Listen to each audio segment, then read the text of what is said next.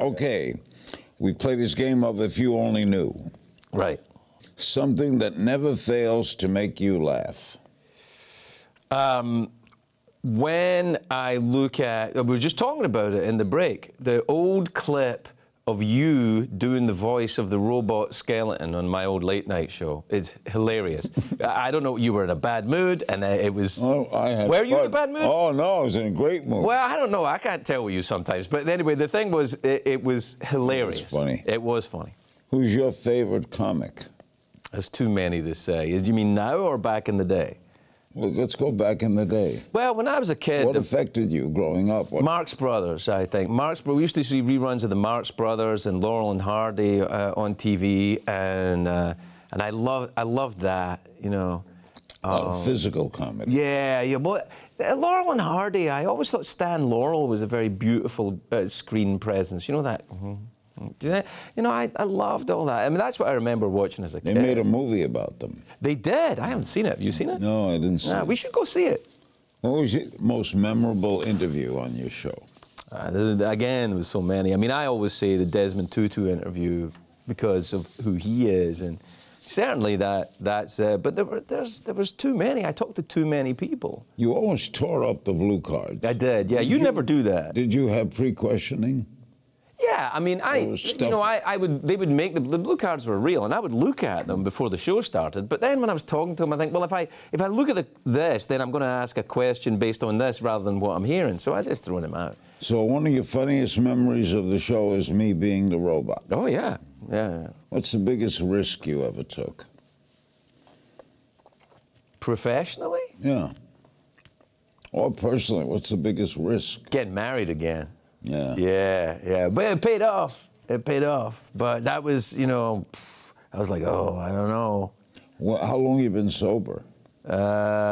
27 and a half, nearly 28 years. First car you owned? A Hillman Hunter. A what? Yeah, I know, a Hillman Hunter. I paid £15 for it. Got it from my Uncle James. It's an old sedan-type car in Britain. From the Hillman Hunter? Hillman. Hillman, Hillman Hunter. What are you binging right now? Heroin.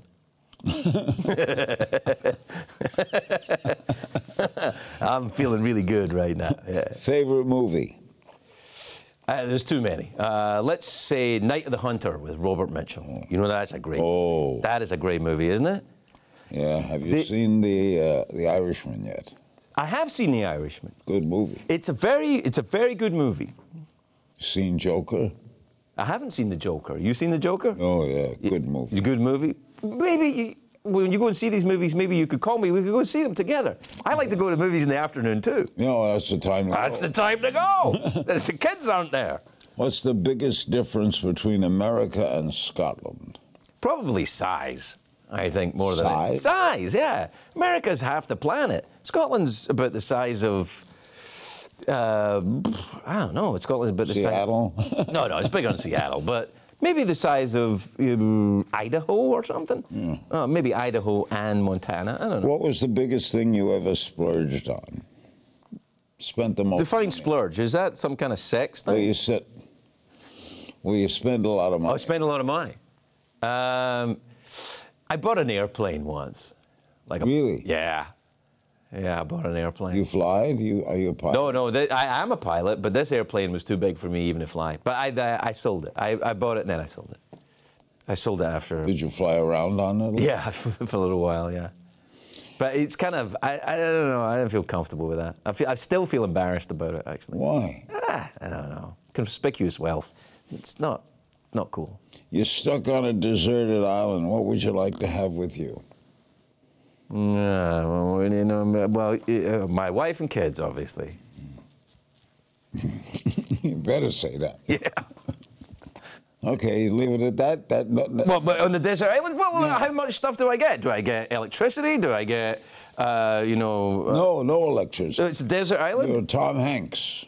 I don't want to have Tom. Tom Hanks is a nice guy. I don't want to spend time with him on a desert island. No, but I was talking about his movie. Oh, like in that movie? Yeah. Well, if it's just me on the desert island, then I get one thing.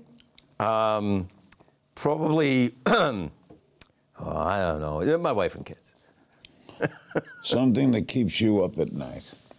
Oh, man, I don't know. Quite a lot of things. Fear of the future, maybe? Yeah. Yeah, a little bit. Does that mess with you sometimes? Yeah. Oh, sure. Yeah. What should we all be paying more attention to? Ourselves, our inner voices. That's what we should be paying more attention to. I'd rather answer the question by saying what we should be paying less attention to, which is unqualified idiots. That we should pay less attention to unqualified idiots. And particularly, I think right now with the way the media is, I don't know where you go for your news, but I don't know where to go. It seems to me the media, you ever watch toddlers playing soccer? Like the ball goes one way and all the kids go like that, and then all the kids go like that. That's what the media's like to me now, though. The story goes that way and they all go that way. All panel shows. Yeah, it's like, I don't know what to do, man. I can't. So we should be paying more attention to our own cognitive reasoning. Was Donald Trump ever on your show? He never was on my show. He was on mine a lot. Yeah. You guys get along? I always got along with him, although this Trump is not the Trump I knew. It's a different Trump. Yeah, I met him a couple of times. He was on the Drew Carey show once as a guest, and stuff. I don't really have anything to report. I had no meaningful interaction with him. Never miss a beat. Subscribe to Larry King Now and watch new episodes every day.